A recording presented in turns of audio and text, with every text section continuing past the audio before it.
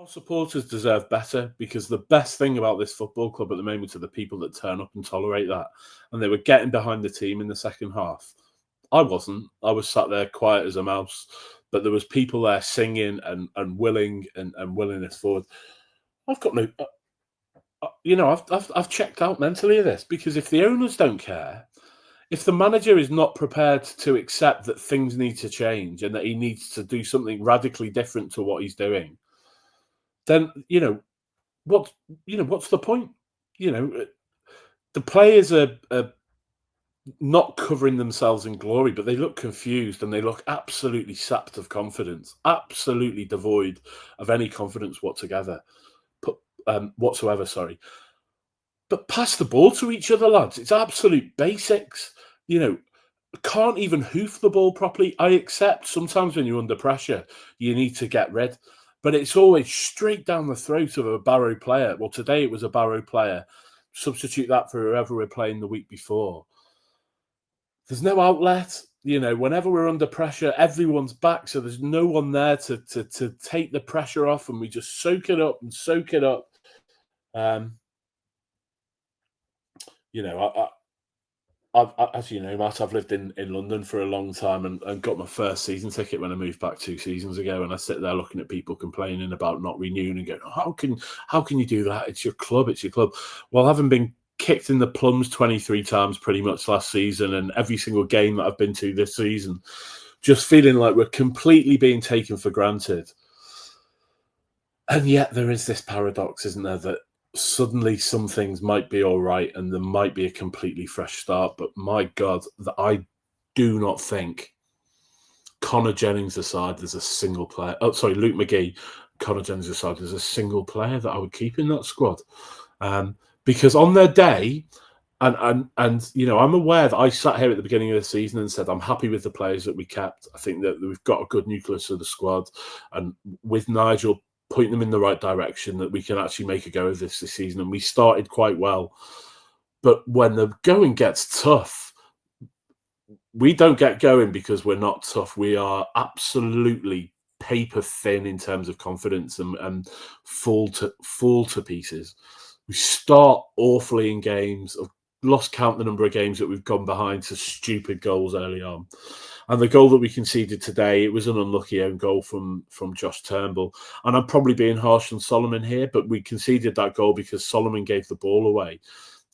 It wasn't an absolute obvious clanger that he made, but it's the kind of mistake that somebody playing in that deep-lying midfield role just does not play that ball. He does not just let that ball go directly to an opponent so close to the edge of the box as he did.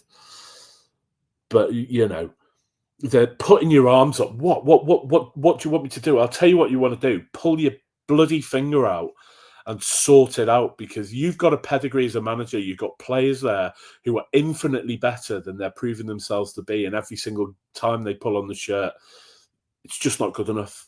The time for putting your arms up is long gone.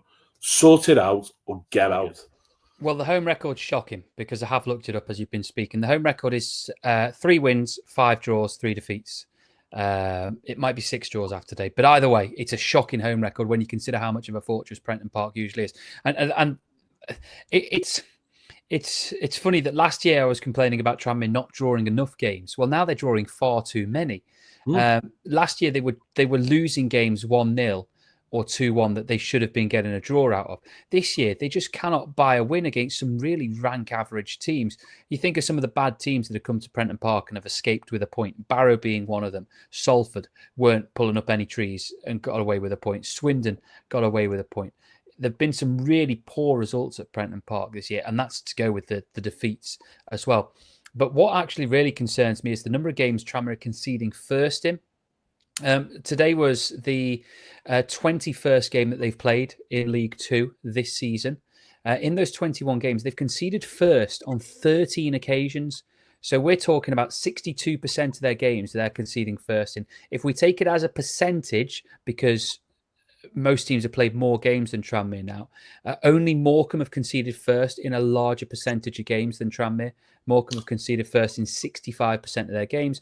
Morecambe are currently sitting bottom of the league. Now, what I will give Tranmere credit for is, whereas Morecambe have lost 14 of the 15 games they've conceded first in and they've drawn the other, Tranmere do have a habit of picking something up when they go behind this year, by the way that they've won 2 games from behind and they've also drawn 3, but they've also lost 8. Now, when you're a team who is losing 16 games this season, sorry, not 16 games this season, they've lost 9 games this season. 8 of those have been in the games that they've conceded first in. So that shows where the problem is.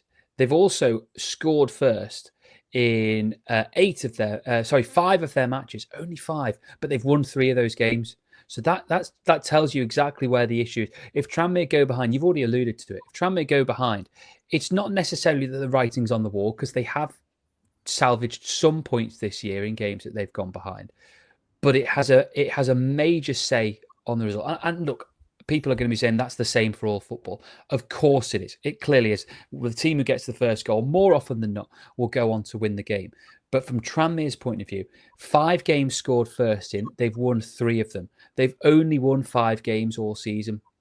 You need to score first in more games. And when you're giving away cheap goals, and yeah, there was a touch of bad luck about it today, but when you're giving away cheap goals, that's when you're really going to struggle to start picking stuff up. And the main stat is that if you look at the league table tonight, Tranmere, granted they've played fewer games than everyone around them, bar Accrington and Fleetwood, who've also played 21, but Tranmere sit in 19th place. Carlisle got a win today. Harrogate got a point. Swindon got a point. That gap down to the relegation zone is now only 4 points. And they've still got Morecambe and Carlisle, the bottom 2 clubs, to come in their next few days. Yeah, and you really worry about that, don't you? About those two particular games. And if Nigel was the Tranmere fan that he claims to be, and was fully in tuned on the way that Tranmere supporters work, then he would know that Tranmere fans, when they see a bit of passion and a bit of fight and going at a team, will support them to the hilt and drag them and lift them. But actually, I'm just fed up of seeing us start really lethargic and half-arsed, and no passion, no drive, this isn't where I'm better than this. This is not where I want to be. It's just hopeless, scared, passing telegraph balls, giving the ball away all the time.